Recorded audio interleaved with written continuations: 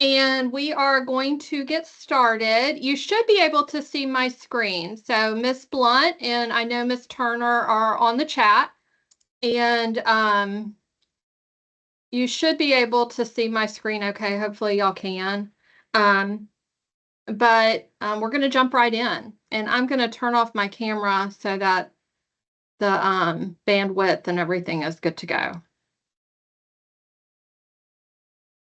Okay, so first things first, it's class of 2025. We're excited.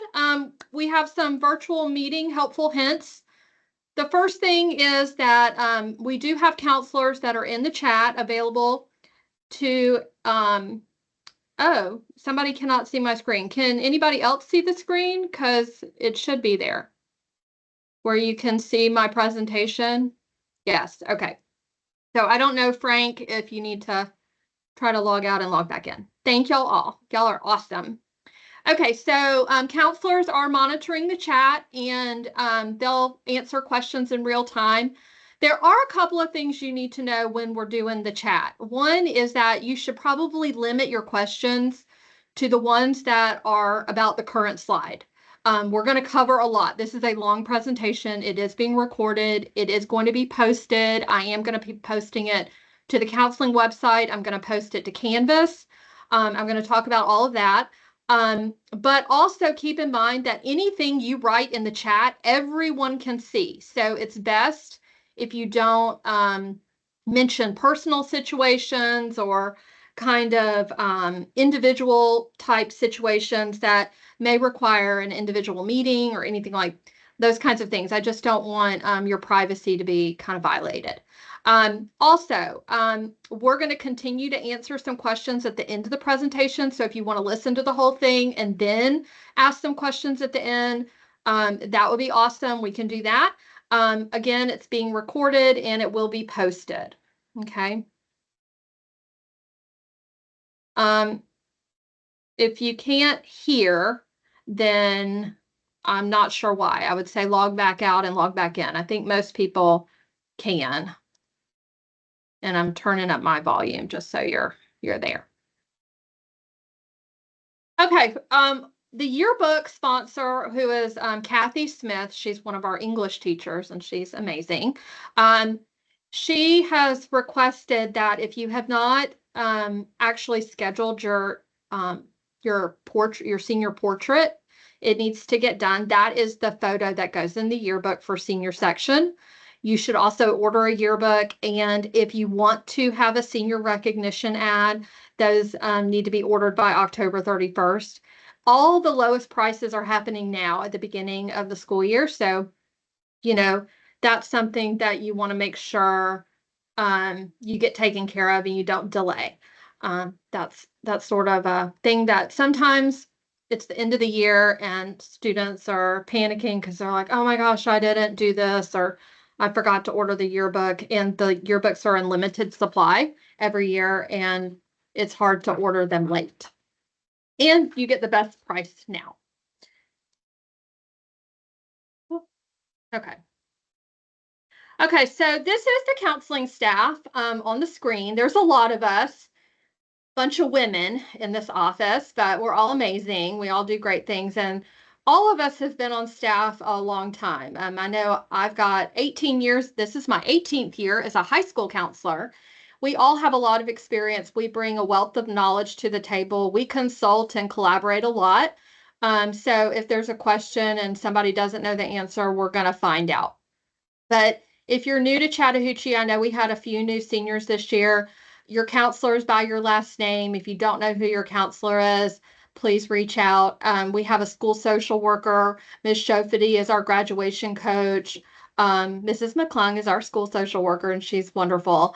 Ms. Quinlan is handling the 504 and our response to intervention process.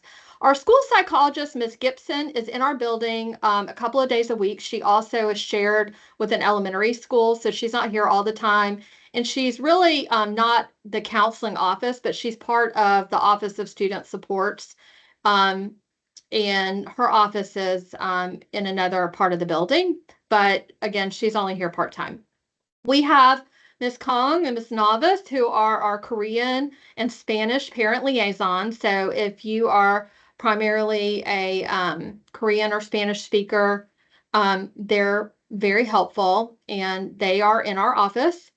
They will also translate this whole presentation and send that out to families. We have additional support staff. Ms. Movia and Ms. Buenaventura are in our office as well. And those are probably your first people that you talk to when you come in the office, because they're our first line that will see guests that arrive. And those are pictures of us.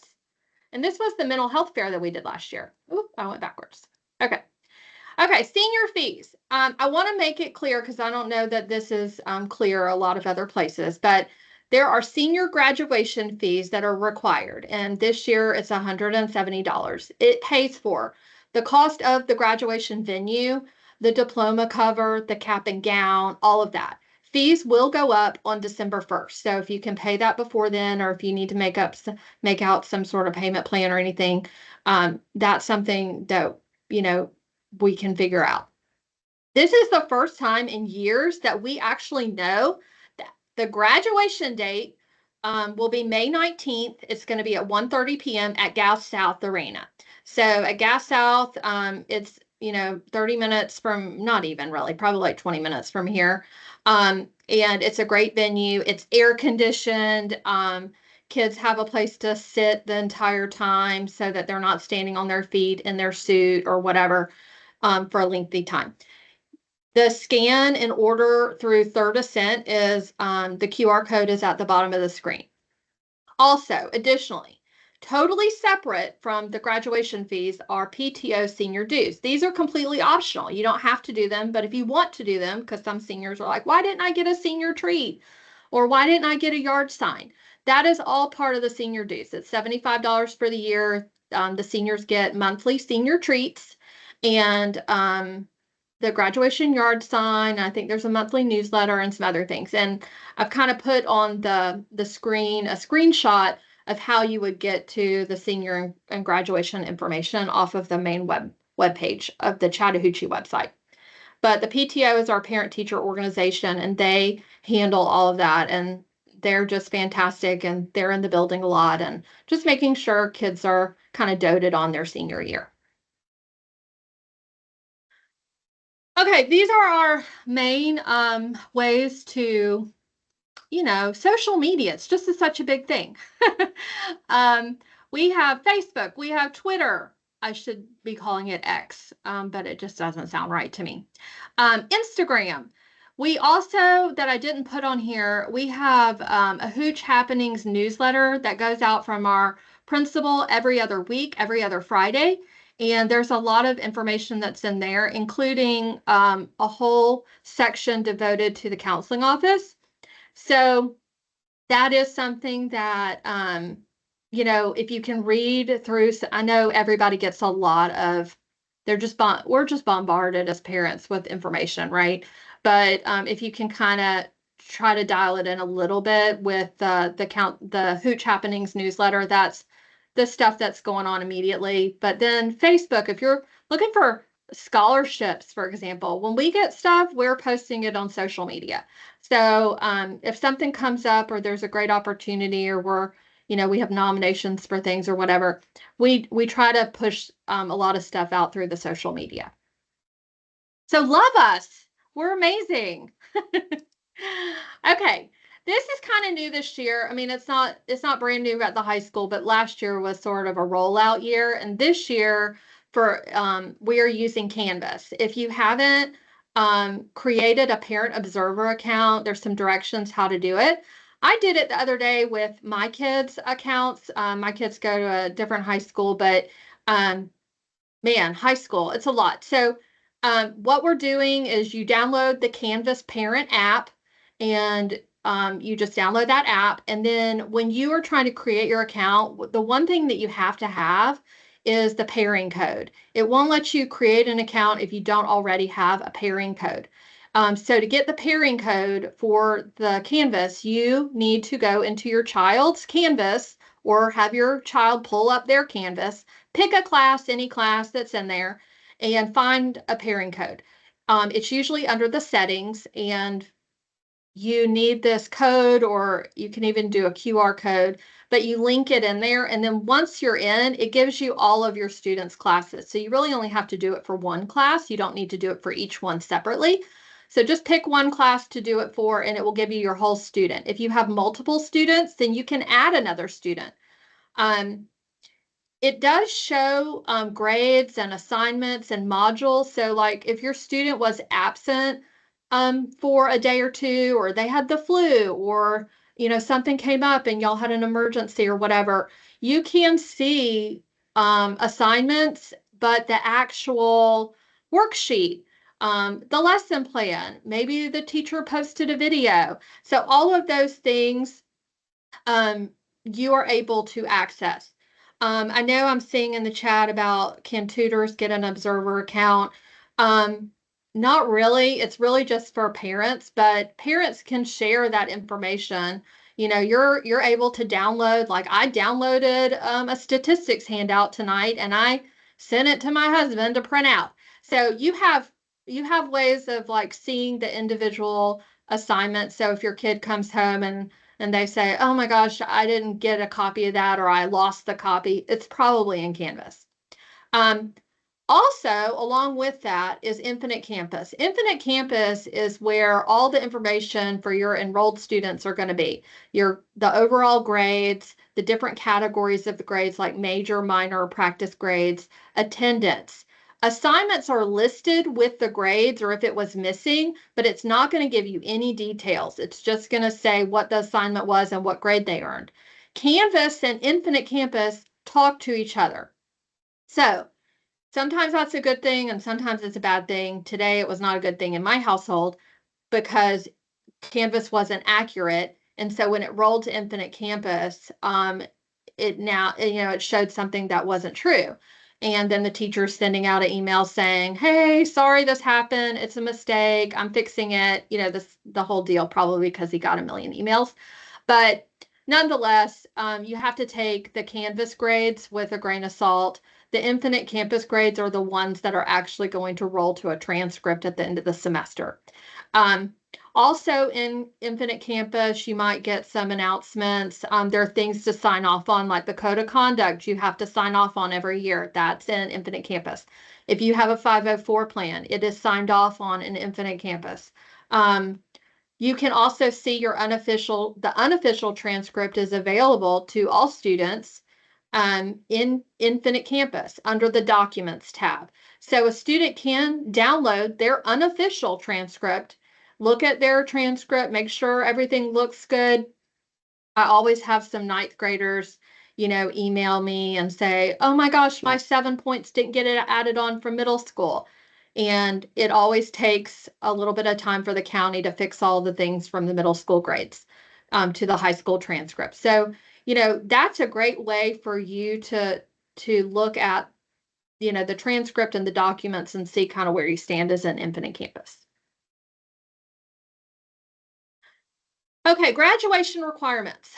They're very specific requirements. Students need 23 total credits, and they have to have 4 English credits, 4 math, 4 science, 3 social studies. Half of it was freshman year, half of it is typically senior year, and then the world history and the U.S. history are full credits. So that's why social studies is a little bit different.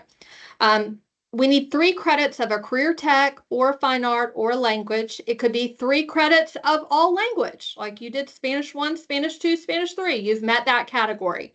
Or you could have a student that has a band class, an auto class, and they've done Spanish 1 or French 1 or whatever. All of those meet the requirement, but you had to have a minimum of 3, and it can be a mix and match, or it can be all in one. I have some students that they just love art. They've only done art, and that's fine. That meets graduation requirements.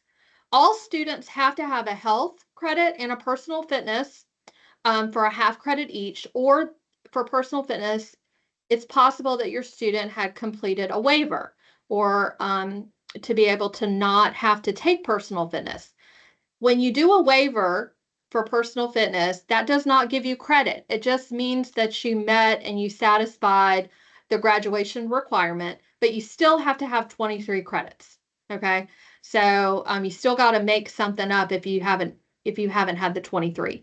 Most students have well over the 23, but we monitor that. The additional electives, those can be in anything. That's the additional 4 credits to get you to the 23. And those additional electives could be anything. It could be a math support class. It could be a weight training. It could be more electives like AP Psychology it's a social studies, but it's not one of the required. So it's an elective. So, if you have more of a certain category, we roll it over to electives. All students should have seen or have access to their 4-year plans, and that's in the academic planner on Infinite Campus. I don't know if you have access to those right now, but they were available in the spring. But the counselors usually have, by senior year, a completed 4-year plan for students. And if you're, concerned that your student hasn't met their requirements, well, I'd be surprised if you didn't know. I think most students are well aware of where they stand with their credits. And you can check your transcript on Infinite Campus under that Documents tab, and you can check that out. A couple of the asterisks at the bottom, I do want to make sure that you're aware, but world languages are not a requirement for graduation. You do not have to have language to graduate from a high school in Fulton County. However, you do have to have 2 or 3 or whatever years of a language of the same world language for college admission. So you could potentially have a student that thinks that they have met their 2 years, but they've taken Spanish 1 and French 1. That does not satisfy the same world language requirement. So I urge everyone, because it's not a graduation requirement, it's more about college admissions and applying to that 4-year college. Pretty much, most schools in the United States require at least 2 years of the same world language.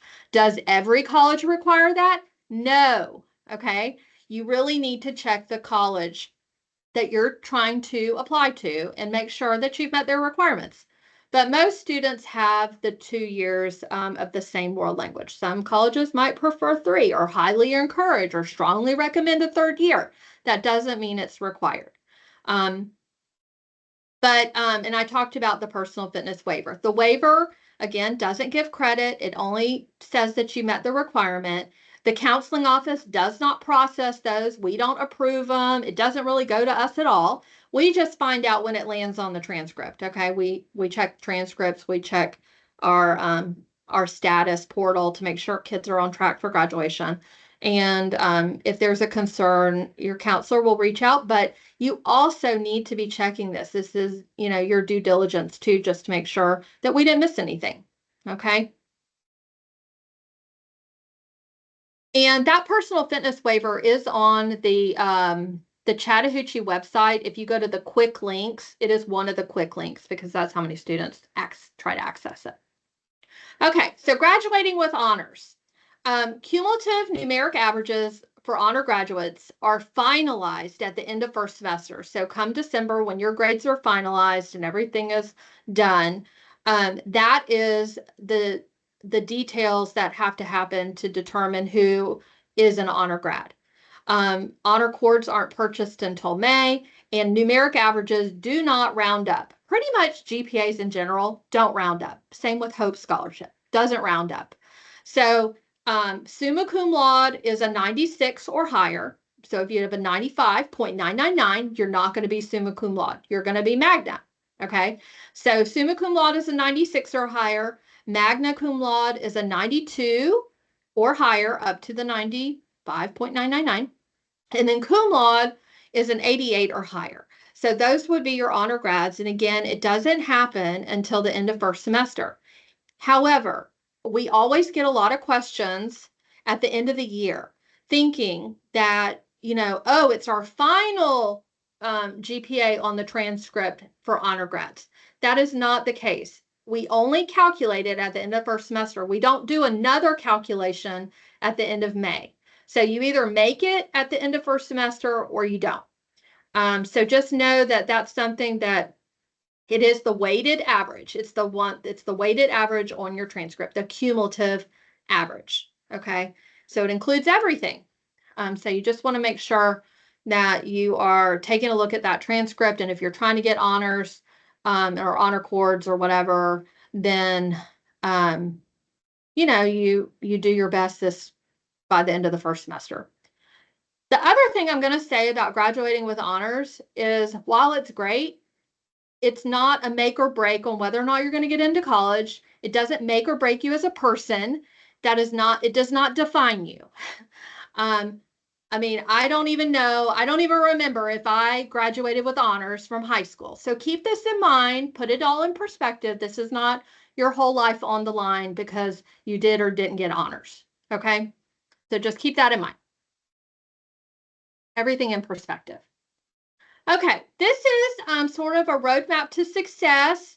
There is a link in Naviance, which is one of the portals that we use a lot through the county. And there's a link that says a task in Naviance that students can go in and do this post-secondary plan survey. It's just a survey they can take, and counselors have access to what you say. The one thing I want to stress is that lots of students are going to go to the 4-year and the 2-year colleges or a technical college or things like that. But those are not the only options. There are lots of options on the table. And some of the things I want to just quickly go over are these links. When I send out this PowerPoint, all of these links will be clickable, but I'm just want to kind of show you some of the things. But lots of students, or not lots, but I've got a handful of students that every year ask about apprenticeships. And so this is sort of the apprenticeship stuff that if you wanted to look and see what's available, there's a lot of resources, there's career seeker stuff. So we also have a work-based learning coordinator, Ms. Crockett, and she also can help students with apprenticeships as well. So just know that that's something that kind of is out there. Technical colleges. There are a lot of in-demand jobs. There's jobs like welding, electricians, HVAC, repair stuff, cosmetology. I mean, there's all kinds of jobs that are really in demand, and specific programs that are only 2-year programs that could possibly totally be paid for by the state that you might want to investigate or look at. Okay, so those are some 2-year college options in our technical college. Okay, so I just wanted to, those are your technical colleges. Last year, I had more than I expected students that were interested in gap year. They wanted to take a year off from school for whatever reason. All of them had kind of different reasons for why they wanted to, but these are personal choices and personal decisions. And there is an entire association devoted to gap years. And so if you were interested in finding out what people do during a gap year, or how to make it meaningful and not just sit at home and play Brawl Stars, that's what my kids would want to do. But the Gap Year Association, is just one option for like looking at options and seeing what's available. So that's something. Work and employment. The Department of Labor, the Georgia Department of Labor offers a lot of youth resources, job shadowing, all kinds of things in our community. And they just give lots of things that I think are helpful for a student that may want to go straight for work. Maybe they can't afford school right away. Maybe they've got to save up and maybe do it a semester at a time. And that is the wonderful thing about college, is that you kind of can do it on your own terms. Whereas high school is like finite and we want you to get done in 4 years. College is more flexible. And my friends that worked at the college would not say that. They really want you to graduate in 4 years too. But sometimes the cost of it is really prohibitive in trying to get through it quickly. So if you've got to work and go to school and all of that, it's overwhelming. Okay, another option that I think is very overlooked sometimes is the military. There's lots of options in the military. Even last year, the National Guard came and spoke to us. And students can join the National Guard at 17, and it's a weekend thing and a kind of it's a huge commitment, of course. And, but there are lots of benefits to joining the military and careers offered through the military and ways to pay for college through the military. So I know I had at least 2 students last year that joined the military, and they were so stoked at the end of the year. And it's it's important work. So that's something that if anyone is interested, that's something as well. Then you have your big options like your 4-year and 2-year, the University System of Georgia schools, your technical colleges, your private schools like an Emory or, a Mercer or whatever. And then you've got your national college search options within Georgia Futures as well, where you can put in some filters and kind of find options that might work for you. I'm showing you all these things so you know that there's lots of resources and guidance out here if you haven't made a list. It is okay if you're coming into senior year and you don't have a plan yet. It's okay.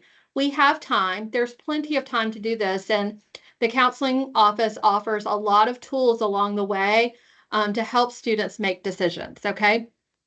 I also love this Big Future exploration tool. I think there's a lot of things within the Big Future, which is part of College Board. I think it's awesome. It has great feedback, and there's just a lot of ways to explore different avenues so you're not locked into one thing.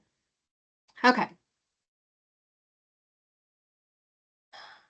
So to go along with that, if a student in you may or may not fit into this category, but if you are thinking military or workforce or apprenticeship or gap year, or maybe you're completely undecided about what you want to do after high school, but you know that you're not ready to attend college right now, or you're still considering what your plan is, but college is not the thing you're kind of thinking, I'm going to host during all lunch periods kind of a high school and an after high school planning kind of meeting. And students that are interested in attending this, it's going to be during all lunch periods. So you come during your lunch period, but you have to fill out the QR code that's on the screen.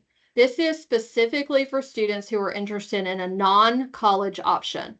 So if that's you, I want to make sure that your voice is heard and that you're getting what you need, because I don't ever want a student feel like they are not a focus, because the majority of this presentation really is a lot about college. And I don't want a student to feel like they haven't gotten their options met or their plan worked out. And honestly, I've got some students that think one thing right now, and then come March, they are on a different page. Things have changed in their family, their circumstances have changed, and they need to think through a new plan. And that's why we're here. All the counselors on staff are very, very skilled, and we can help students that want to explore that conversation. So this is for students to come to, and it's just an option I want to put out on the table. Okay. Okay. The other thing is that we offer every year, and usually it's twice a year, but at this point we could only schedule one. But it's the ASVAB test, and that is the Armed Services Vocational Aptitude Battery. When I worked in Forsyth, I actually was in charge of this. But it's a free test. It is a standardized test. It really measures a person's aptitude in different domains.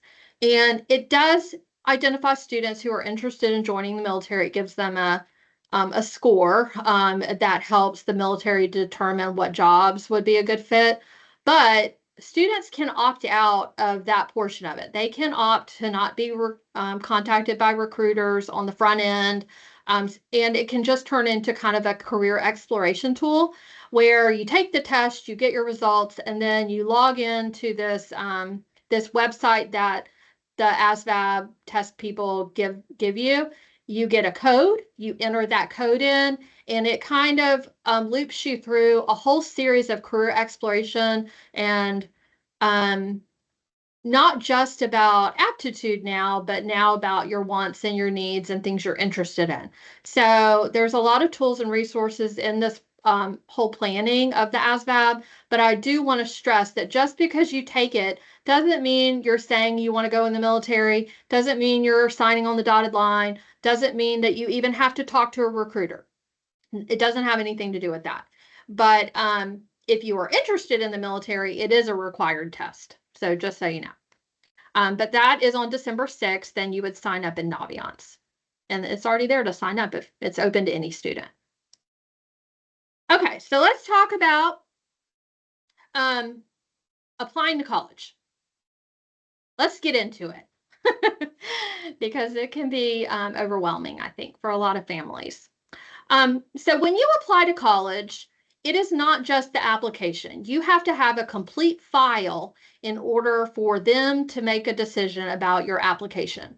So you're submitting the application, you're submitting the fee that goes along with the application, and if there's a struggle there, I'm going to talk about fee waivers.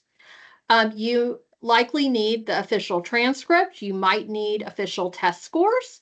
You might need a teacher recommendation, the school report, possibly a counselor recommendation. Some of these things, not every college asks for, but these are the types of things that might create your whole admissions file that then they can make decisions on and then give you a decision about whether or not you were admitted or you're waitlisted or you were deferred or you have to do the regular decision application or you were denied. So you're going to get that information, but only after you have submitted the application plus all the supplemental documents. So if you just turn in your application and you never send your transcript or you never send the other pieces that they're asking for, they're not going to make a decision. It's just going to sit there. And that's not really what you want. You want to move through their process rather quickly so that you can get the decision back in a timely manner. So these are the most used application platforms. Common Application, it's a free platform. It allows students to apply to all kinds of colleges and universities. There's over, gosh, I said over 1,000 colleges use the Common App, but really it's over 2,000. I think I mistyped that. It's like 2007 colleges use Common Application as their application portal, where you create a username and password. That is your one-stop shop to get things submitted. The counselor rec can go through there, the school report goes through there, the transcript gets uploaded, your application, your fee, everything can go through there. However, students can only apply, I say only, 20 schools. You can apply for up to 20 schools in Common App. 20 schools is a lot to apply to. I would suggest that students not apply to that many and really narrow down their list. If you're applying to a ton of schools, then that says to me that maybe you haven't narrowed down anything. You're kind of too wide open at that point. So it would be helpful to kind of narrow it down a little bit if you could, because even Common App is saying 20 schools is enough. Then you have Georgia Futures. Georgia Futures has many features. It houses Hope, it houses dual enrollment, it houses a lot of things because it's run by Georgia Student Finance Commission, which is the overarching body. But one part of the website is that you can apply directly to colleges through their website. They do have up to 75 colleges in Georgia as part of their portal. But for example, I was looking at it the other day just to see what colleges were listed. And Kennesaw State, for example, is one of the colleges listed. But when you click on it, it just takes you to Common App because Kennesaw wants you to apply through Common App. So some of them you're not going to go through there. However, like Valdosta goes through there, West Georgia, I think, goes through Georgia Futures. So there are lots of schools in Georgia that do use Georgia Futures as an option to apply. The Common Black College Application. This is unique to HBCUs. So those are your historically Black colleges and universities. It is $20 to apply to multiple HBCUs at one time. We've had a lot of students utilize this, especially if they're looking for that certain experience, which is important to them. And students are asked to list their top 4 choices in the application. But when you do that, your application still goes to over 50 of the schools listed. The one thing to know about this application is that many of the big names like Howard and Morehouse and Spelman and those kinds of schools are not part of this application. They use Common App. So again, going back to Common Application, that's really the main one that is used. There are other application portals that students can use, but these are probably the most common. The other one that I'll say is the Direct to Institution College Portal. And what I mean by that is that you are going directly to the college admissions page, and you are applying to college through their admissions page. Like they have a separate portal. I want to say Auburn is like this, where Auburn is on Common App, but they also allow students to apply, direct to their institution through their website. So look at the admissions webpage specifically. You're going to look at freshman admissions, and there's usually a step-by-step guide, maybe a checklist of sorts that you need to kind of work through to make sure that you are not missing any of the supplemental documents that you need to do, because again, the application's only one part of it. Okay. I'm trying to think through if I missed anything there. Those are probably the big ticket items. Okay. Moving on to test scores and test optional stuff. Test scores have to be sent if you are going to send them and the college requires them. Then you send them directly through College Board or ACT. We are not a school or a county. There are some, but we are not one of them that puts the test scores on the transcript. And when you send your transcript, they're there. We do not do that. So you have to go into College Board and you have to decide what scores you're going to send. Same with ACT. You would go into ACT.org and you would send and request those documents to be sent to specific colleges if they're required. Okay. Some students may be applying test optional, and you might not want to send your test scores because it's not a requirement, or you have a high enough, like at some schools in the state of Georgia, if you have a high enough GPA, you don't have to send test scores. So you want to kind of look at your options. The fairtest.org website is really your best link to find out, other than going directly to the admissions webpage. If you want to see a list of schools just all in one spot that are test optional or have certain requirements that you can meet to not send test scores, then that is a great website, fairtest.org. And I was trying to think, I think I have it here, already pulled up, but this is what it kind of looks like. And it will talk to you about the test optional colleges, and it pulls up. And right now they have over 2,000 schools that don't require test scores, or like in the state of Georgia, there are a lot of schools where some schools only exempt applicants who meet minimum grades or certain things that you can investigate. If I could remember off the top of my head, like I used Kennesaw, or Georgia Southern. If you have like a 3.2 or higher, then you don't have to send your test scores. Okay. And I'm going to talk about GPA a little bit later because I know Fulton County's system of doing GPA is a little confusing. Okay. Tips for college applications. One thing is you are an undergraduate. You're not a graduate application. That is for a master's degree or an MBA or, different degree. You're not a PhD student. You're not applying for those. We are looking, when you select your application title in the freshman application, you were looking for undergraduate. Also, one thing I was reading the other day, this is a sidebar, and if you know me, I do a lot of those. Dual enrollment. Just because you may have accumulated a certain amount of hours by doing dual enrollment and taking college classes while in high school, you are still a freshman applicant. So please make sure that you list yourself as a freshman applicant and undergraduate application. You're not a transfer student yet. You're coming right from high school. Okay. You definitely want to look for the application checklist for easy reference. Every college tends to give some sort of checklist where they are telling you exactly what they need to have a complete application file.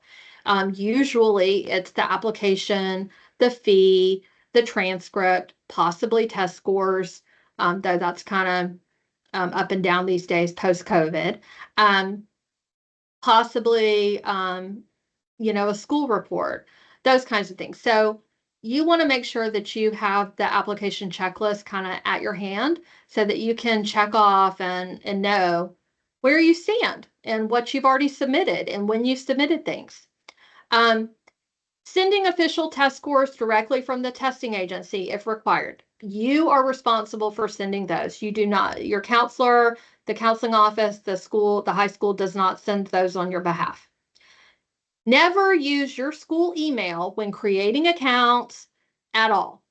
Your school email, while wonderful, it is very limiting and it will not allow outside sources to contact you. So don't use it. Create an email that's appropriate. Okay. Some of the emails I sometimes get, I'm like, wow, that's, they're applying to a lot of universities and it's like Harvard bound at Gmail. You don't want to put the name of the university like your first choice in the email. Please choose something that would be, appropriate for when you're sending out a lot of different communications. You are going to use the numeric GPA that is shown on your transcript. The majority of students use their weighted GPA when submitting applications. The only instance when you wouldn't is if the college specifically asks in their details of their application checklist that they're looking for the unweighted. Other than that, the default option is the weighted GPA, the weighted cumulative GPA that is shown on your transcript, and that is out of 100 points. Our scale is out of 100 points. The other thing is when making accounts or setting up portals, please write everything down. Put it somewhere that you know where it is. The email that you used, your username, your password, if you were assigned a PIN, how you get into all these different portals. Because when you create an account on Common App, after you submit your applications, that's just like the first step. And then each college is going to want you to set up an individual portal for their college. So then that's another username and password for basically every application you submit. So you want to make sure that you kind of keep track of everything you're creating along the way so you have a paper trail. Okay, college-bound athletes, and I'll be the first to admit I'm not the expert on this, even though I do hope to have one day. But NCAA or NAIA, those are the websites that you want to go for information, and they're down here at the bottom, and there's links to them. If you have not submitted the parent release form to Ms. Hagan in the main office, you need to do that because she is the one that will send to NCAA or NAIA on your behalf. But you have to request that from her. We do not send transcripts for athletic purposes to those eligibility sites. When you're taking the SAT or ACT, there's certain codes that need to be entered for the NCAA Eligibility Center, and that's 9999. And I highly suggest looking at the specific requirements, academic requirements that they specify, because it might differ from what our graduation requirements are. Most students that graduate from our high school are all in good shape because everything we do is college prep and it's face-to-face, and even a Fulton virtual school is fine, or a Georgia virtual school is fine for NCAA. But just want to, if you have any questions or concerns, those really need to go to Coach Short, our athletic director, or your coach, your head coach. That's another resource for you. Talking about application fee waivers, these are really need-based. If you struggle with paying for an application fee, we don't want it to be a barrier. However, students have to meet certain qualifications in order to get a waiver. And this is sometimes confusing because if you're applying direct to institution, the student has to inquire about that process from the college. The school counselor can sign off on documents or help with getting a code or that kind of thing from a specific school. But the process for each college could potentially be very different. One year, everything had to be sent in, like hard copy.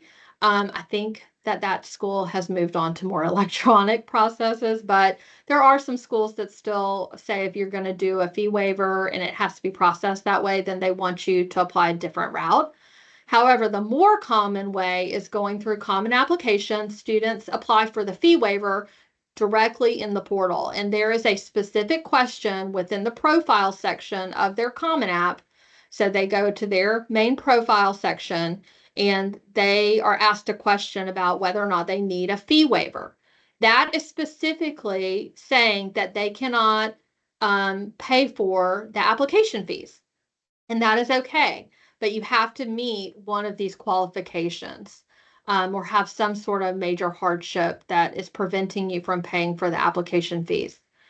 Sometimes, and this actually happens more often than not, kids see waiver and they're like, yes, I want that, but they don't really meet the qualifications. And so they've checked the box on accident.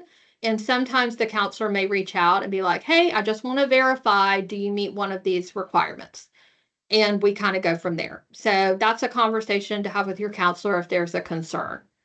The other way to pay for applications is by using free application months or codes. So this is different than a fee waiver that's, due to financial need.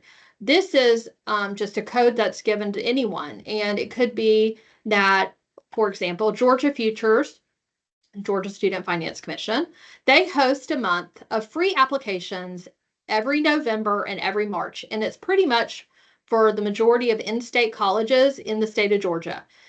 It does not ever include UGA or Georgia Tech, just letting you know. They are not hurting for applicants. So please know that the majority of those schools are going to be like Georgia Southern, Georgia State, all kinds of schools, but Middle Georgia, gosh, I could name out a million. But what I'm trying to say is that there are ways to get free codes that you don't have to pay to do the application, but you might have to wait till the month. Or if you go to a college fair, sometimes the colleges might give you a waiver code if you visit their table. They're trying to, University of Alabama does this occasionally. They'll give out a free waiver code. And individual institutions sometimes will send us things. And these are some examples of ones that I've already gotten.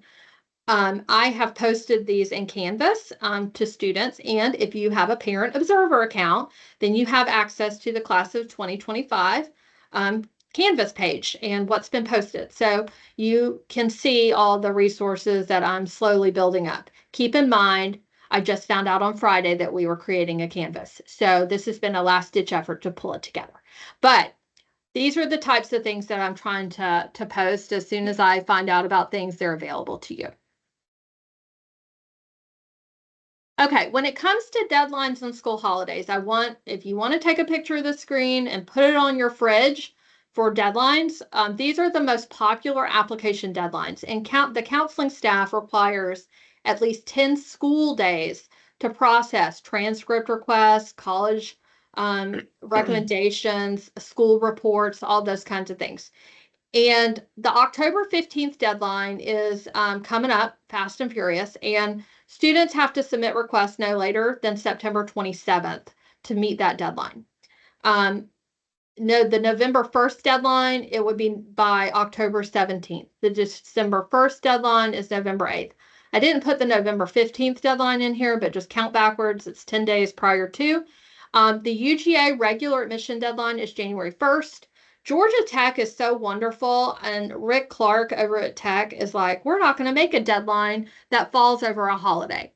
So they do January 6th, which is usually the first week back to classes. But student holidays and teacher work days and holiday breaks, believe me, I'm not going to be working. I'm going to get it done at another time point. So just know that we always get our deadlines met. And we do not miss deadlines, but we may be working up until the deadline to get them done. So just know that. And the other thing I want you to know is that colleges tend to put one deadline in place for students And then we have a document deadline that may be later. So please don't panic. If you are worried, you're welcome to send an email, but sometimes that delays us getting the actual work done. I say that in a loving way. Okay. Obtaining transcripts. One of the things is that if you are going through Common App, okay, which a lot of students use, when you add your school counselor, we will send your transcript through there. There is not a separate request if you go through Common App. Okay, Common App, you put in your school counselor, we get the automated email from Common App that you've applied, and then we go from there with the actual sending of the school report, sending of the rec letter, sending of the transcript. The school report contains the transcript. So if you're seeing that a school report is required, that includes the transcript. Any other requests have to go through Scrib Order. So Scrib Order is a way that you can request an electronic record to be sent to a specific place. And if your student is under 18, which may be the case right now, the parent has to upload a copy of their identification to the portal. And this basically is you giving permission to send the records, okay? If you're over 18, then the student has to upload the copy of their identification, and then we send. It's a free service to current students. If you don't have a social security number, that's okay. When it asks for that, you're just going to enter the four zeros. Email confirmation goes to the address that was entered in Scrib Order. Okay, so it kind of looks like this. This is what you're going to be filling out, and you go through and you put it all in, and you're saying where you want the documents delivered to. And again, you have to go through the request process through Scrib Order. When it comes to the weighted versus unweighted transcript, if you want an unweighted transcript sent to your colleges, you have to complete a thing called a choice form. And what that does is that it tells the counseling office that for every college you are applying to, we will send the unweighted transcript. We won't send the weighted. But you can't pick and choose which ones you send weighted and which ones you send unweighted. If you fill out the choice form and you want the unweighted sent, then it would go to every college you apply to. Most students do not do this, okay? Most students send the weighted, and then if the college needs the unweighted, they send an unofficial unweighted. So I just want to make everyone aware that before you start requesting transcripts, that you think through, do I need my unweighted sent to more than one school, maybe, and you want your unweighted to go to all of them, or you're saying the weighted. The weighted includes the 7 points. It includes your middle school stuff. Well, I think the unweighted would include that too. But the extra points that get added on for AP, dual enrollment, honors courses, the unweighted is not going to have that. It takes all of that extra stuff out. Okay. So, it's something to consider. Things to know, just locally, because I know we have a good many students apply to UGA. UGA does require an unofficial unweighted transcript, meaning you can send your unweighted transcript from the Infinite Campus Documents tab. You can send that transcript that's in there to your portal. And I posted directions in Canvas on how to do this because they sent out a blog thing today about it, specific to Fulton County students. And just so you know, every county does things differently. Forsyth uses a 4.0 scale. I think Gwinnett does too, but Gwinnett adds 10 points for AP classes. We only add 7. So it just depends on the county, and they want to make sure that they're balancing everything. So you've got to make the decision on your own about what would be best. Okay. Then come mid-year, if your college for Common Application requires a mid-year report, meaning your mid-year grades, and if there were any changes to the schedule, if anybody wants to change their recommendation for you, all of that stuff mid-year, We automatically send that information as soon as we have first semester grades. You do not need to do a separate request. These are completed in mid-January. I think last year it was around like January 18th or 20th or something like that. Okay, so just know that these are usually completed in mid-January. And if it's a mid-year report that's required, you don't have to do a separate request. It comes up on our portal as like a to-do item. The end of the year final transcript, because I think a lot of students kind of get ahead of themselves. All students will request their final official high school transcript in May. It does not happen before then. We will have a senior exit survey. We will have specific tasks that seniors have to do at the end of the year. But one of the tasks will be requesting your transcript through Scriborder, no matter if you use Common App or not. Every college can obtain your electronic transcript through Scriborder. Okay. Okay, counselor recommendations. Lots of fun. Okay, so there's the school report and then there's counselor recommendations. Again, it's a 10 business day kind of window. We want at least 10 business days, not including holidays and weekends. But you have to add your school counselor to the Common App. And if a student needs an actual recommendation letter, they have to complete a brag sheet. If this is in Canvas. It's the only assignment we assign in Canvas. Okay, it's the senior brag sheet and it's available on Canvas. We need at least 10 days ahead of time notice to get that completed. We only do counselor recommendations if it's required. If they're optional, we do not complete them. There's just so much. So almost all school reports are completed through Common App. Very few are done through other portals. Okay. School reports, we also have to do certain questions about individual students, and it's sort of a mini recommendation, to be honest. And everybody that does a Common App for schools, you get a school report. Everybody does, because it also includes the transcript, but there's additional questions that the counselor has to answer. But you would go to Common App, to your dashboard, you're choosing one of the colleges that's been added. You have to complete this thing called the FERPA waiver, and that's the Family Educational Rights and Privacy Act. That allows us to send in confidence your information, and it is best to say that you're going to waive your rights. There are some teachers and some counselors that if you do not waive your rights to access, they will not do it for you.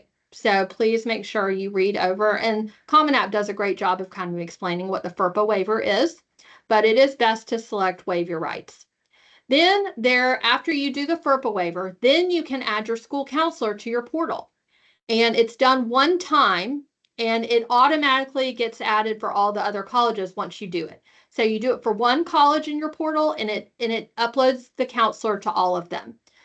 Please make sure to remove any colleges if you decide not to apply. So if you know, like you initially put in Vanderbilt, and then later you decide, a couple weeks later, you decide, I'm not going to apply to Vanderbilt anymore. I looked at the application. It's really lengthy. I think I don't have time for this. I can't afford to go there because it's really expensive.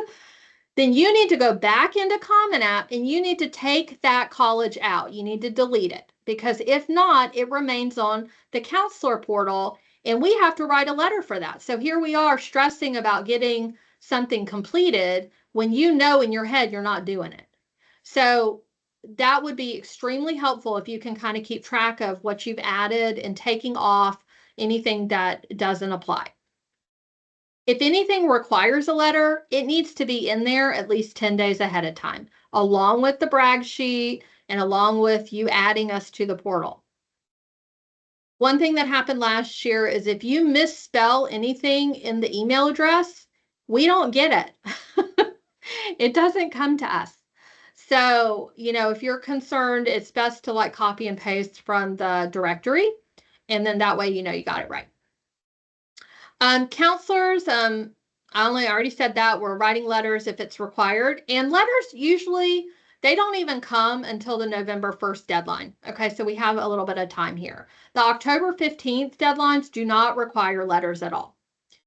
For reference, there are no public colleges in Georgia that require a counselor letter of recommendation, just so you know. If you're using a different application portal, you need to add the counselor email into the website. An example of this is MIT. MIT has their own separate portal. I think Georgetown has their own separate portal. You have to add the counselor in there, and we will get a separate email, sort of like we do for Common App, but it just makes everything electronic. We never give a letter to a student directly. We will not hand off any kind of a recommendation letter directly to a student. So just, know if you need anything, it needs to be electronic.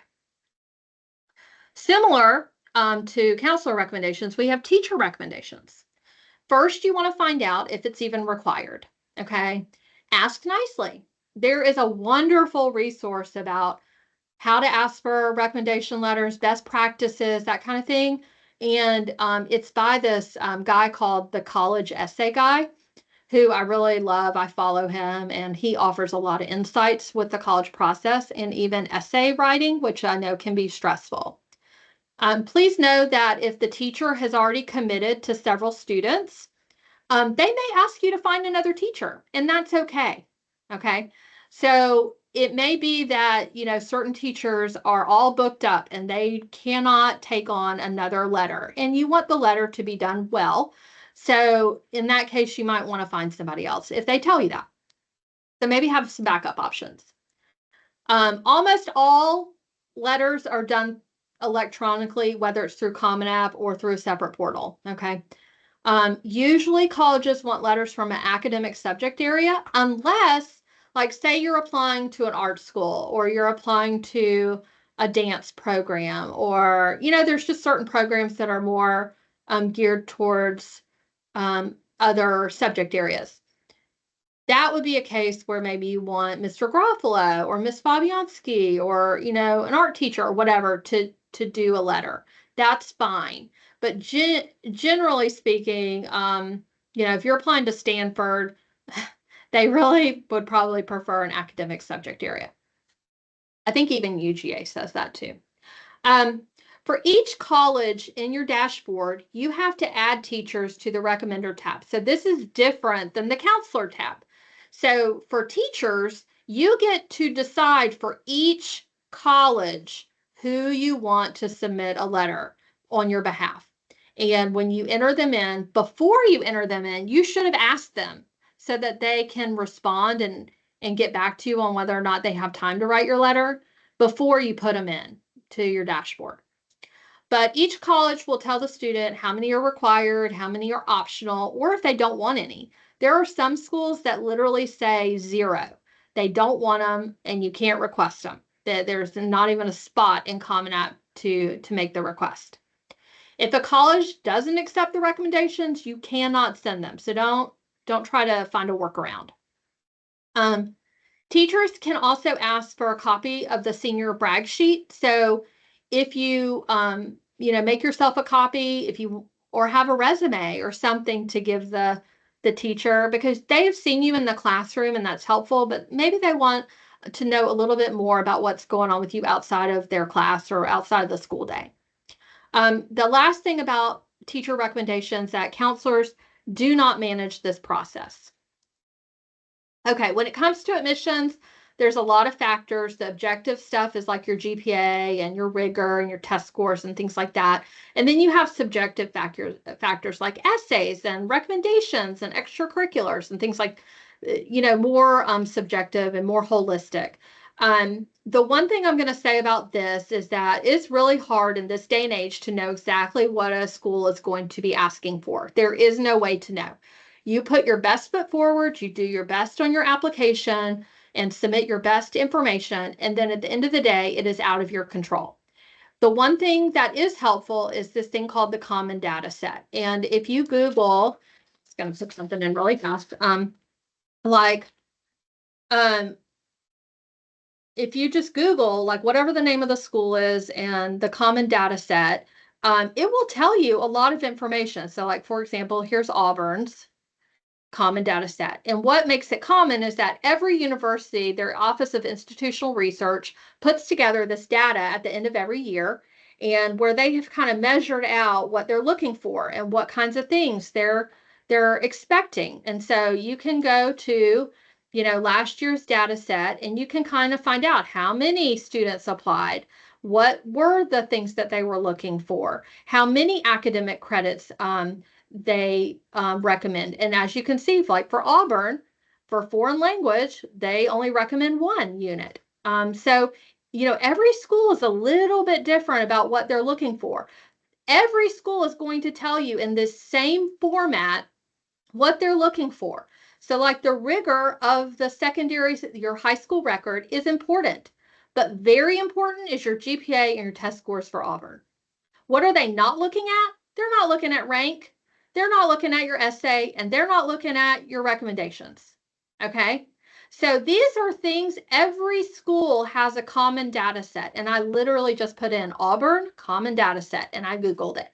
And that's how fast it comes up. Almost every school has one. So if you want to compare metrics in an easy format, all the formats are set the same for every university in higher ed. That would be one way to go about looking at that information.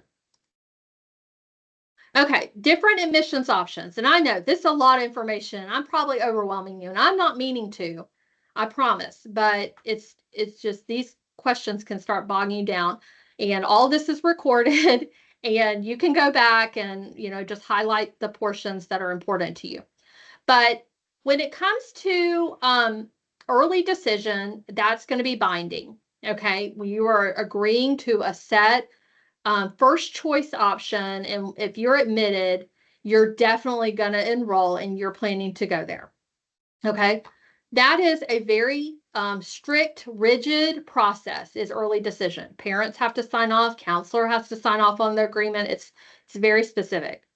The majority of students, almost the vast majority, are going to fall in one of these non-restrictive application plans. That is regular decision, or it's rolling, or it's early action. Early action is different than early decision. Okay. Students that are applying early action, you apply early and you get your decision early, but you do not have to commit. You get to wait. You can wait until May to make your decision on whether or not you're going to accept that offer. Okay, so you get choices when you do the regular decision or a rolling admission application, that they kind of just roll them out throughout the year. There's not like one set day that they're telling everybody. So these are things that you want to look at to make sure you're finding the plan that works best for you. The only way to get out of an early decision agreement is if you financially cannot make it work. However, they ask that students use what's called a net price calculator and try to find out what your cost would look like before you do early decision. Okay, so that you kind of know what you're getting into. So if they offer you a spot to Cornell and you signed the ED agreement, you're saying that you're going to go there. Okay, so that is a binding commitment. Down here, this last one, this last category is really a little bit confusing, I'll be honest, but it's called restrictive early action. And there's not a lot of schools that fall into this, but the big names. And, this only applies to very few students. But Princeton, Harvard, Yale, Stanford, all of those offer a restrictive early action. There's probably others, but those are the ones that came up at the top of my head. You cannot apply restrictive early action to one school and early decision to another school. You also cannot apply restrictive early action to one of those schools and early action to a private school. So like last year, I had some students that thought, oh, I can apply to Stanford early, get my restrictive early action, but I also want to apply to MIT. MIT is a private school, and you can do regular decision for MIT, but you cannot do early. So what they're trying to prevent is two really highly competitive spots being given to the same student. So please read over the agreements before you sign off on them so that you know what you're getting into. Okay, because I had to go back to some students and say, look, you put in Stanford early ED, but you also put in MIT or whatever, like whatever it was. So then I would have to go and have that conversation with the student that they really can't do that because it's against their agreement. So just know that these are things that you want to look into. The vast majority do early action or they do regular decision. And then there's a lot of schools that are rolling and you'll just get the decision faster. It's just not on a set time frame. Okay, this is a really cool program in Georgia. I don't know that a lot of other schools do this, but it's called Georgia Match. And there's a whole video, but who has time for that? It's 3 minutes long. You can watch it later. But basically what Georgia Match is that it's taking all the students in Georgia and their GPAs as calculated by Georgia Student Finance Commission, and letters are going to go out to our current senior class, the class of 2025, and it will have your individual list of schools for the state of Georgia schools that your student could apply for and possibly get into just based on GPA. So there's a lot of frequently asked questions and you can navigate the dashboard, and we're going to have like a college application help day at the end of September, and we're going to have some fun things to hand out because they sent us a whole package of materials. But every year Georgia Match gets more important because students are finding that it's more affordable to go to certain schools, or they can really make it work, or I had no idea I could even get in here, so I really want to apply here. Or I didn't know that there were this many schools in Georgia. There are a lot of schools in Georgia that students have not heard of.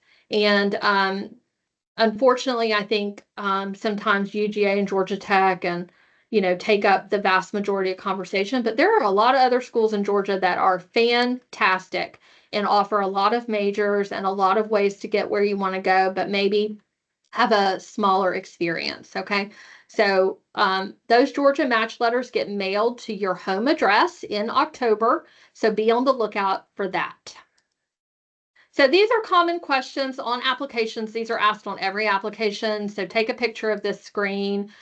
We have a total of 430 students in our class of 2025. We do not rank. We don't give percentiles. We don't give decile to students or parents or colleges. We don't give that information to scholarship at all. We do not rank. So if you're asked that question, usually it's like not applicable or not available or school does not rank. Those are sometimes the choices. We only rank the valedictorian and the salutatorian, and that only happens after first semester grades are posted. So sometime in mid-January, we kind of figure out who the val and sal are going to be, so they get to know. But other than that, we do not rank and we don't give that information out. Your numeric average is weighted. It's on a 100-point scale. Don't report your GPA to colleges using what you think your 4.0 GPA is. Don't do that because they're going to be looking at your transcript and they're going to use your numeric average that's listed on your transcript. We do offer 19 honors courses and 33 advanced placement courses. So just know that that's what we report to colleges as well. Grade point average. We cover this every year, but I'm just going to do a quick review.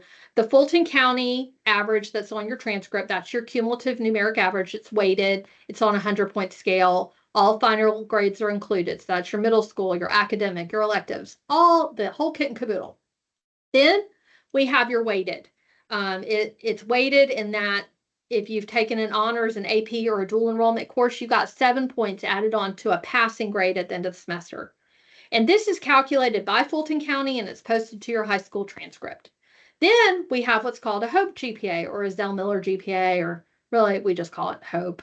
But it's on a 4.0 scale and it only includes your academic and your core classes, your English, math, science, social studies, and your languages. Occasionally there's academic electives like debate or yearbook or AP psychology or AP European history.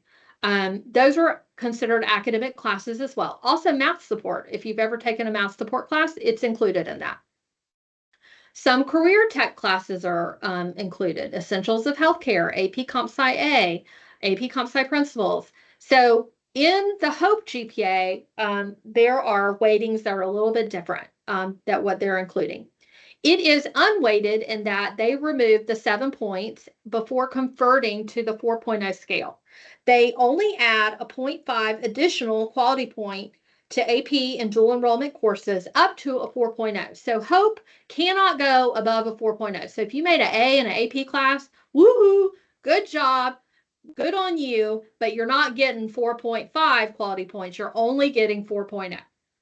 If you make a B without the 7, then it's a 3.5 for an AP or dual enrollment or whatever. So those are things to know. And that is calculated by Georgia Student Finance Commission. The high school does not calculate HOPE. We don't mess our hands in all of that because it's scholarship money. It is available on Georgia Futures, and you do have to have at least 4 credits that are considered rigor as defined by Georgia Student Finance Commission. Okay, so rigor, I want to say it's loose. It's very loose rigor because I know a lot of our students are like, but I've never taken an AP class. I haven't done dual enrollment or whatever. I'm not going to meet the rigor requirement, but that is not true. Almost all of our students, almost all of them, meet the rigor requirement by doing, for example, advanced algebra 11th grade year, advanced math decision making, AMDM, that counts for rigor. Pre-calculus counts as rigor. Physics, the conceptual and the regular count as rigor. Chemistry counts as rigor. On-level chemistry counts as rigor. The second or third year of a language counts as rigor. So most students can meet 4 rigor requirements as defined by Georgia Student Finance Commission just by virtue of taking college prep classes at Chattahoochee, not necessarily doing AP or dual enrollment. There are ways to do it. The other thing to know is that colleges do not necessarily remove honors points from grades before calculating a student's GPA for admission. So each college has their own way of calculating GPAs for admission. And, so that's why I recommend send the weighted transcript, let them recalculate the GPA. If you go on a tour at the college and you want to ask those questions about how do you calculate GPA for admissions, they can tell you the specifics, but every college can do it a little bit differently. It's up to them. Okay, college visits. College visits at Chattahoochee. Students can register for a maximum of 7 on-campus college visits per year. These are the ones that happen in our flex room, in our office. The college rep comes to our school. You have to sign up in advance. It usually happens maybe during your lunch period. You sign up on Naviance portal, and you are welcome to come to up to 7 during the year. Now, I will say that the vast majority of them happen in the fall because colleges are reading applications in the spring, and so they don't do as many visits, I think, in the spring. I think the majority happen in the fall. Now, off-campus college visits, you're allowed 6 pre-approved absences from school, whether you use them for a college visit or for other purposes, that's up to you. But you would pick up the pre-approved form in the attendance office and get it all signed off, and you're allowed to have up to 6 days.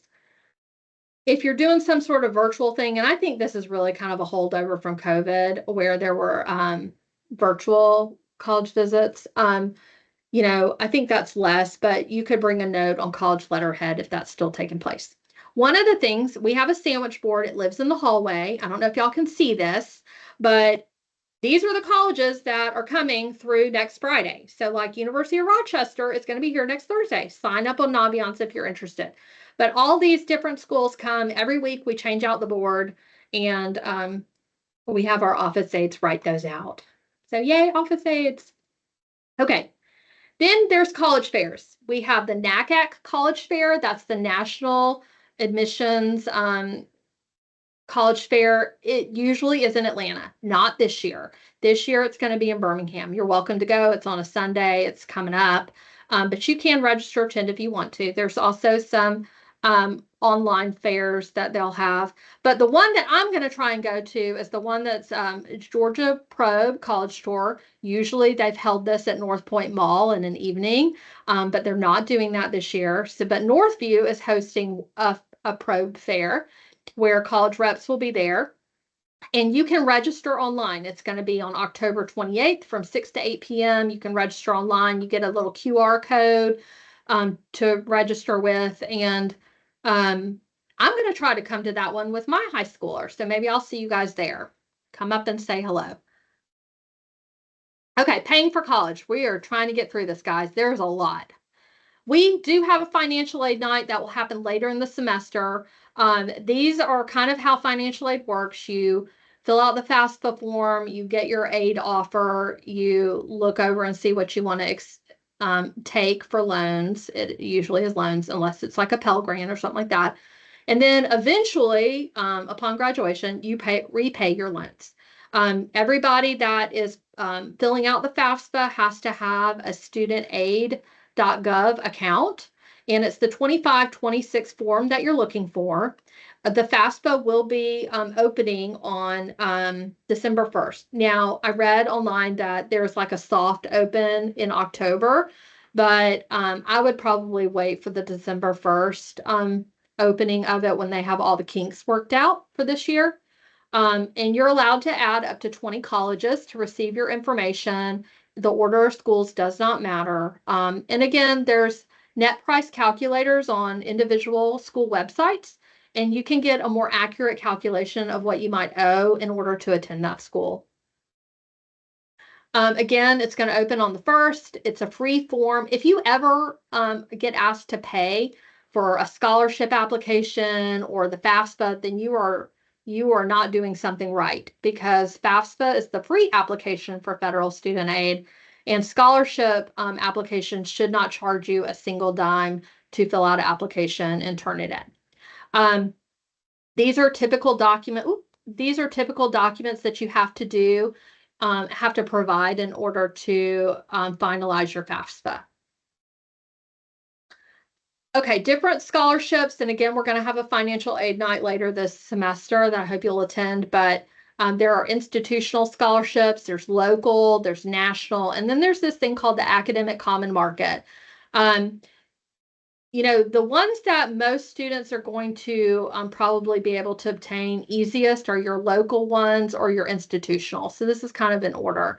Every institution has a financial aid website that you should be checking to see what kind of scholarships they offer. For local scholarships like the Girl Scouts or the Boy Scouts, or maybe you work at a certain job, a bank, and they offer scholarships for employees. Those are your kinds of things that you're looking for.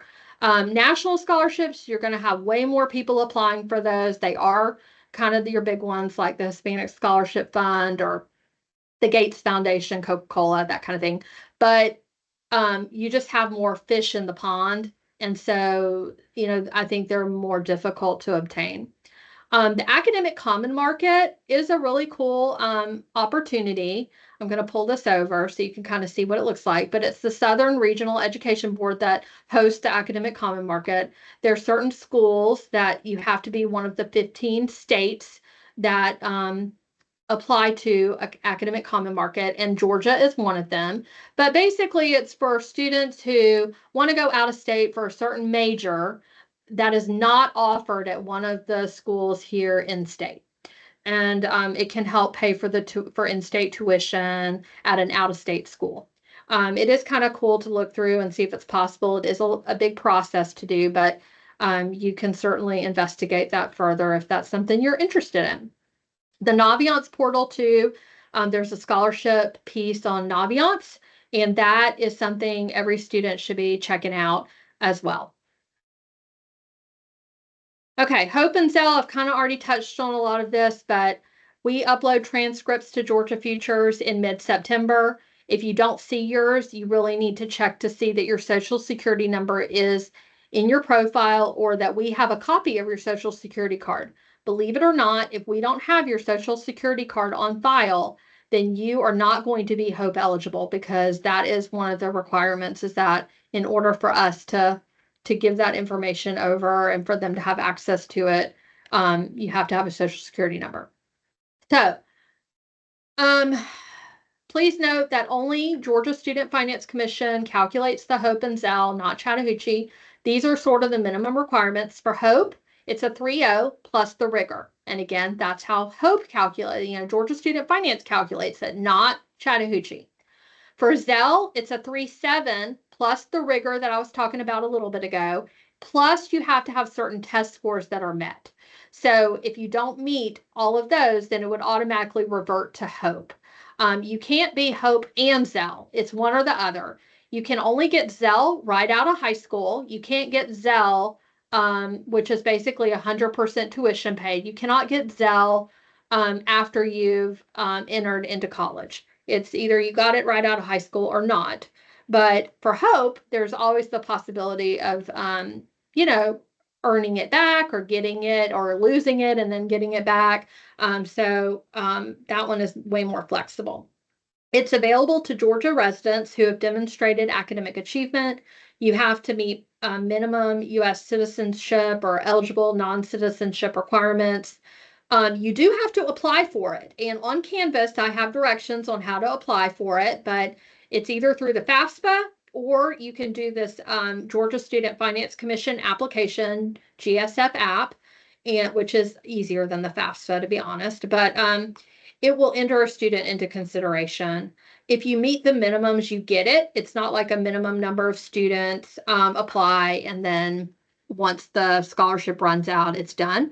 If all of our senior class met the requirements, then everybody would get it. There's not a limit to how many.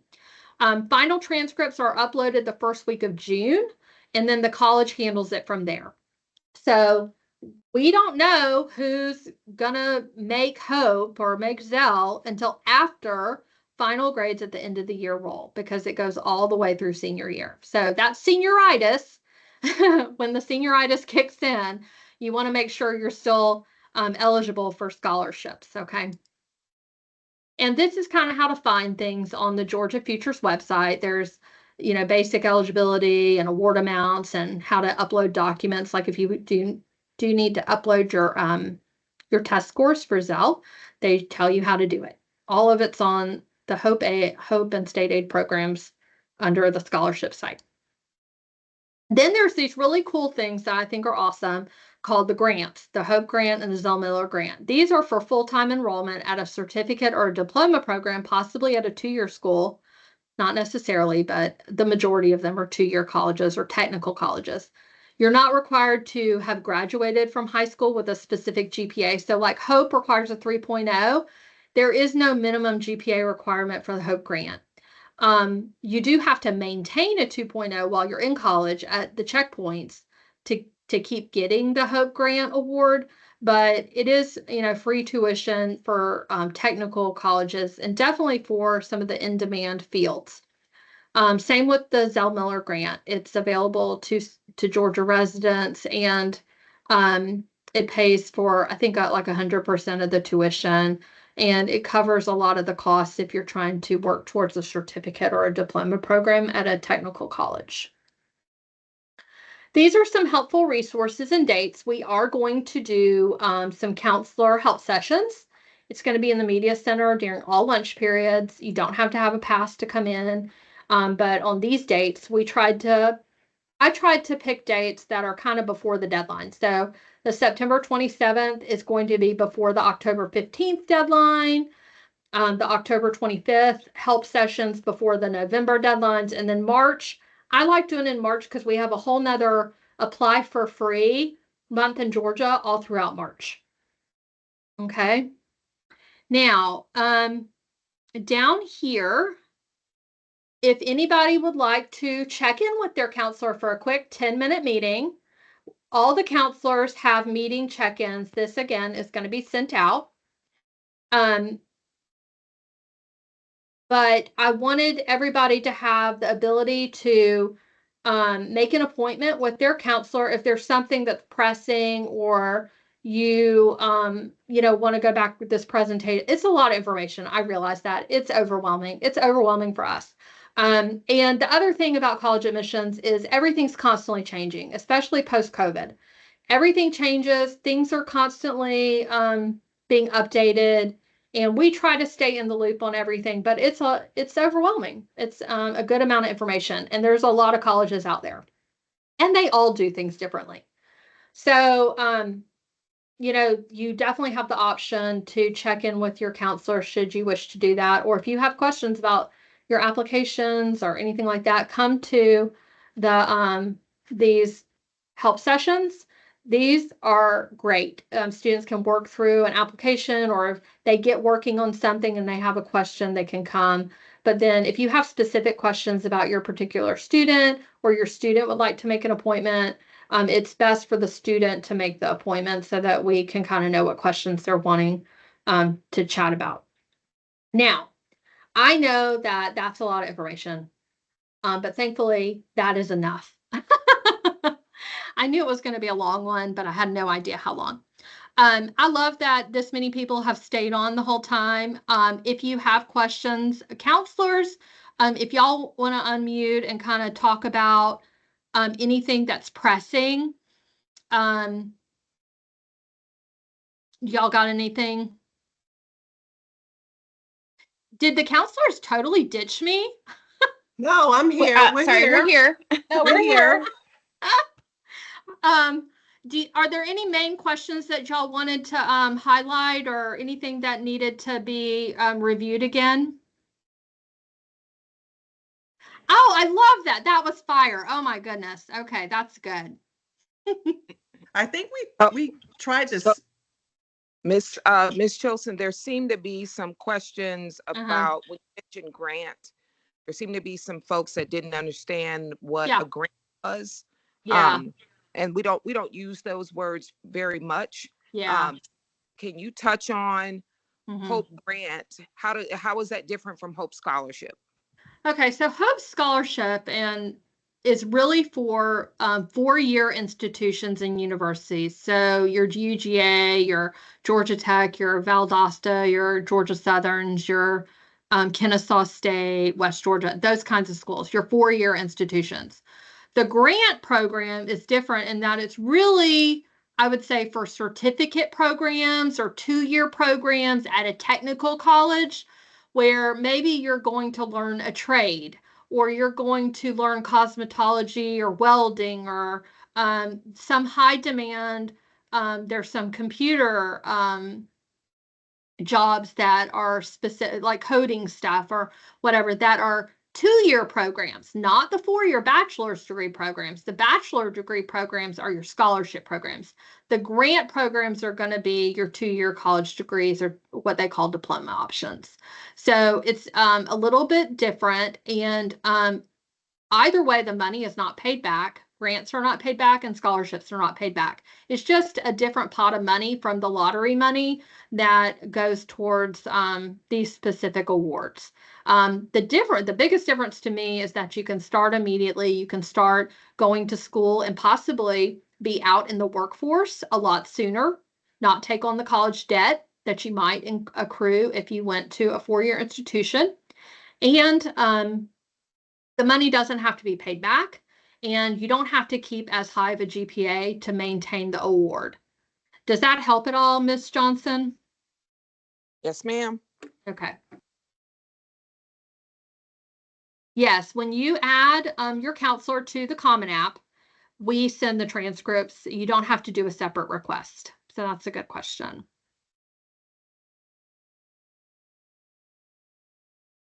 I think just for the sake of clarity, because I know I heard you say it in the presentation, but I think maybe some people missed it. Yeah, we can say it again. Yeah, Hope is not assessed completely until the kids actually graduate. Correct. So what you can see in the Georgia Futures website, that's your ongoing average, how it's going so far.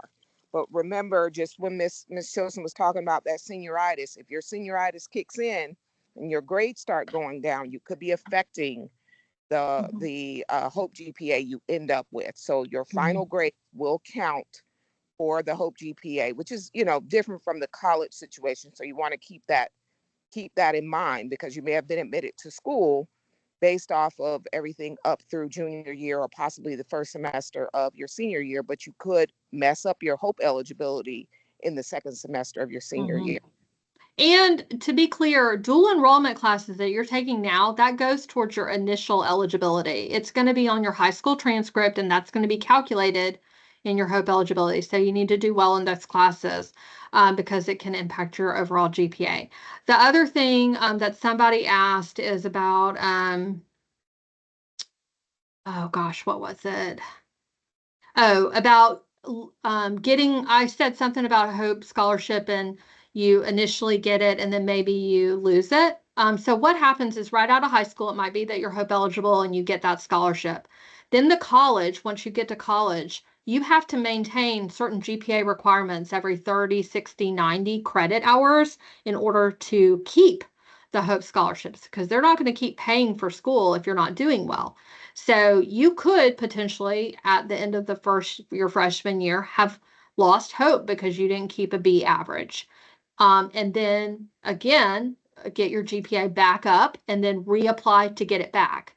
So it is possible to do that. And I think that's actually fairly common.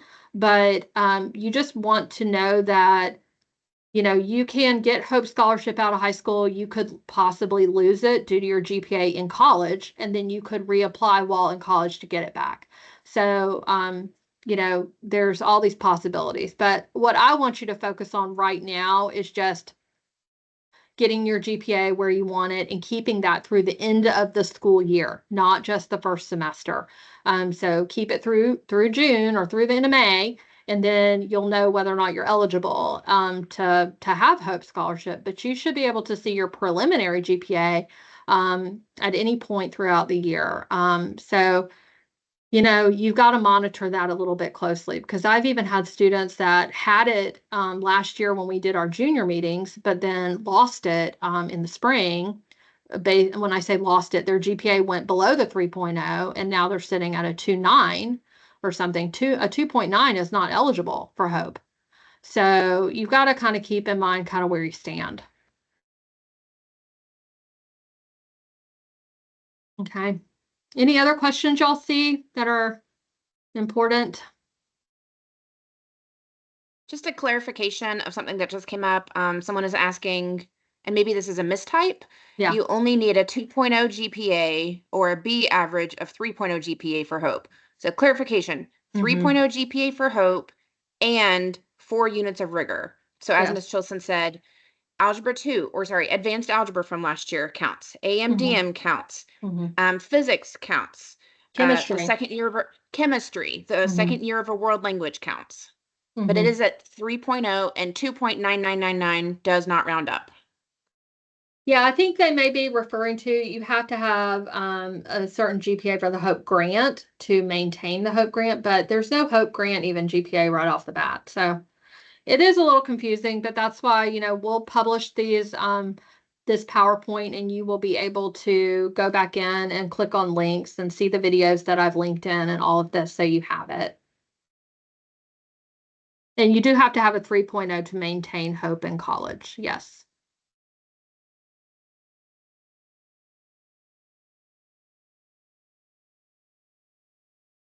Yes, your Hope GPA is on Georgia Futures.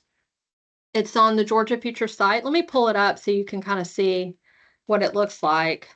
Your student has a username and password, and if they don't, they need to create an account. But it looks like this, and you would sign in. You can go to My Georgia Futures, or you can come down here under the shortcuts and go to Your Hope GPA.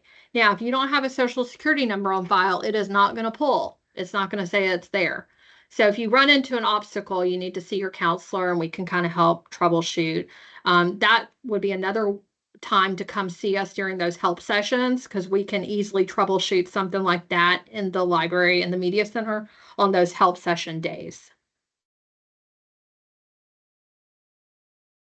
Somebody was asking about how early can a student apply. So every university has their own admission cycle for when they have deadlines and when their applications open. Most applications are open right now but the first deadlines wouldn't even really happen until October. And then I don't know, specific to Georgia State or Kennesaw, maybe November 1. And then regular decision is January normally. So you've got time. We're coming up on Labor Day weekend. If you didn't make plans or whatever, and you want to, start going to each of the websites and seeing how do they accept an application. Do they use Common App? Do you have to apply direct to portal? What are the deadlines? These are all the things you kind of want to work through so that you kind of have your list and you've gathered all your materials before you get started.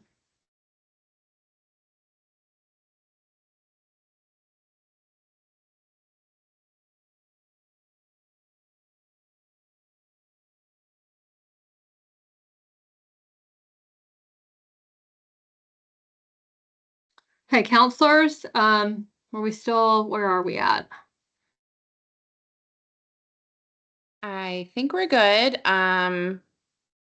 Oh, sorry, someone missed one earlier. A student asked, do SAT or ACT scores affect Hope or Zell Miller in any way? Hope, it does not. Hope has no test score requirement, but Zell Miller, it does. Zell Miller, you have to have the 4 rigor requirements, 3.7 GPA, and either a 1200 combined score on the SAT or a 26 composite score on the ACT. I think it's those actually scores, a they're 25 not this year. It's a 25. Oh, it's a this 25 this year? Oh, Yeah. that new legislation, yeah.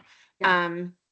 And those scores have to be earned in one sitting, so it's not super scored, and the scores have to be earned also before you graduate.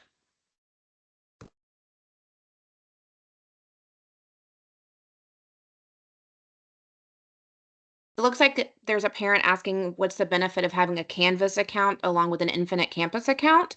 So Infinite Campus is solely the assignment or assessment titles, their due dates, and the grades earned. The benefit of having a Canvas account is you actually being able to see as a parent what your student has turned in, checking to make sure that, maybe if for some reason they have to submit a link to an assignment, you can see the actual link and double check that it works. You can see when the student actually turned it in, that kind of thing. So it's just a little bit more detailed. I would also add, Ms. Blunt, you want to think about Mhm. Canvas as what's happening inside the class. Infinite Campus is the database. So you see your grades in Infinite Campus. That's our actual reporting database. It's also where you're going to see all of this stuff, like your demographics, all of that stuff is inside of that database. The Canvas is the classroom management system. So that's the place if you want to follow along with what your kid is doing in the class, what's coming up, what tests are going to be there, what resources were put in for the class, that's what Canvas is for. Okay, there's a couple last questions on here, Ms. Chilson. I'm just going to kind of run through. Is there a place where one can find out if DE courses will be accepted for credit at a college?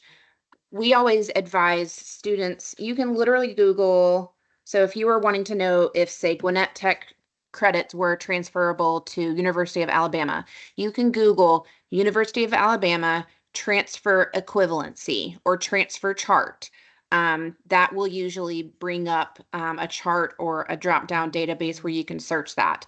It's always going to be up to the receiving college to determine if dual enrollment credits are transferable. So we always encourage students and parents and guardians to do that research. Do you know if athletes need to get admitted before they are allowed to sign their official offer? My understanding, albeit limited because I'm not sporty, is that a college is not going to offer you an athletic scholarship until they can confirm you are admissible for that, because you have to clear the NCAA clearinghouse. How often do GPAs update on your transcript? Your GPA updates at the end of each semester once final grades are posted. Is the Navient's match status accurate? Can we count on that status generally? So it can be a guide for giving you kind of a general idea if maybe that college would be a match. But we still would encourage you to reach out directly to the college and just confirm, minimum GPAs or test scores or whatever for admissions, as well as the average GPAs and test scores of students that they typically admit. And the thing about the match feature is it doesn't always include like the rigor that the school is expecting. So I don't know that it's completely accurate. It's probably a good guide to take with a grain of salt. It's a piece of information. Yeah, I really like the common data set a little bit more. And then the last question right now is for Hope Grant, when can you apply for it, or will you automatically get it if you fill out the FAFSA? The FAFSA serves as the application for Hope Scholarship, Zell Miller Scholarship, Hope Grant, Zell Grant, and also the GSF app. Can I tag in one more piece of information? I want to say for those athletes, when Miss Blunt says, they're usually checking to see if you're admissible to a college, you signing your paperwork is not you being admitted to the college. It's important that you understand that, because I've had plenty of athletes, they've signed, but they have to finish their application.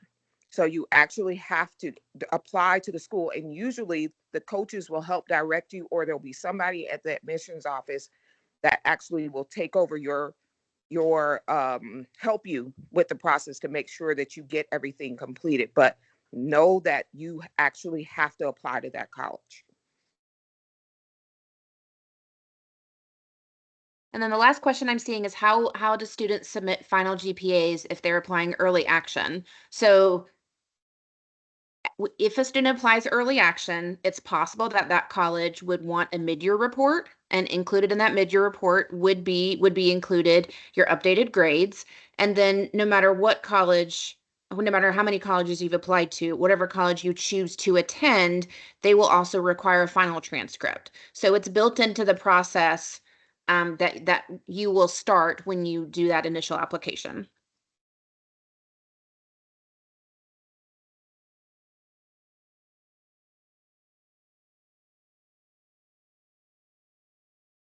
That's all the questions I'm seeing right now. Don't forget to stop recording, Miss Chilson. I'm doing it right now. So I really do appreciate